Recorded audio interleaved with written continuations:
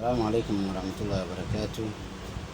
Eucalyptus oil, eucalyptus oil, eucalyptus oil waaye kusoo dhawaada.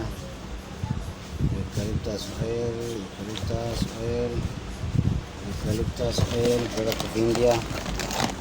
Kusoo dhawaada eucalyptus oil, kusoo dhawaada eucalyptus oil, eucalyptus oil, kusoo dhawaada eucalyptus oil, my friend.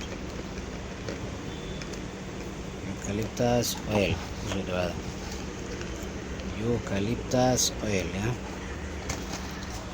Eucalyptus oil, my friend. Eucalyptus oil, ya.